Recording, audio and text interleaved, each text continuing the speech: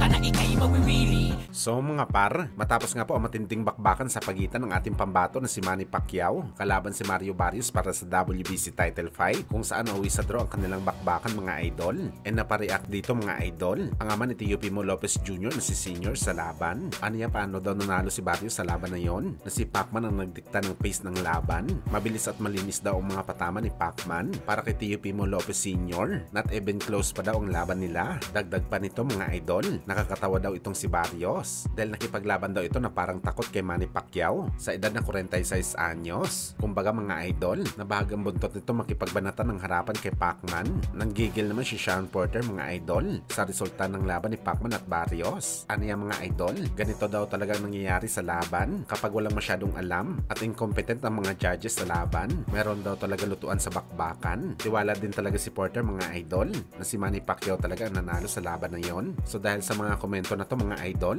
ng dalawang eksperto sa boxing na si Teofimo Lopez Sr. at Porter, masasabi talaga natin mga idol na deserve talaga ni Pacman ang panalo sa bakbakan. Kaya sa mga nagbabatikos kay Pacman na laos na at ina-knockout lang daw ito ni Mario Barrios. In your face mga boss, literal na supalpal kayo sa 46 anyos na si Pacman.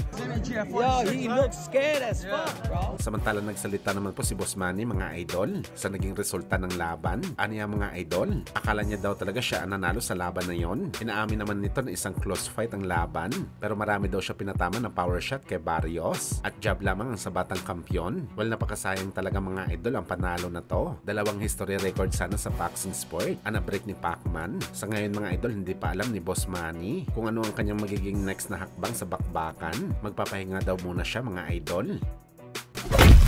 Samantala meron naman po isang magandang balita mga idol. Ang Saudi promoter na si Boss Turkey Al-Sheikh para sa mga boxing fans. Dahil simula sa boxing event nito mga idol sa Ring 4, nagaganapin sa November, hindi na ito magpapalabas ng pay-per-view sa kanilang event. Nakipagsanib buwersa kasi mga idol si Boss Turkey sa mga bosses ng The Zone Boxing, ang pangalawa sa pinakamalaking sports channel sa buong mundo masunod sa ESPN. Wala na daw pay-per-view mga idol. Subscription na lang sa The Zone. All goods na para kay Boss Turkey. Ibang klase talaga mga idol ang pera ni Boss Turkey at mga Saudi promoter. Barya lang talaga sa kanila ang mga milyones. Mantakin nyo mga idol. Maraming mga boxing superstar ang lalaban sa isang boxing event. Andyan si Canelo Alvarez, Terence Crawford, Usyk at Inoue. Babayaran mo na malaking halaga pero wala sa tulong ng pay-per-view. Talagang si Boss Turkey na ang savior ng boxing mga idol. Pero uulitin ko mga boss, sa event lang po ito ni Boss Turkey mangyayari. Pagdating sa Premier Boxing Champion, tuloy pa rin ang pay-per-view. Pero dahil sa hakbang na to ni Boss Turkey mga idol,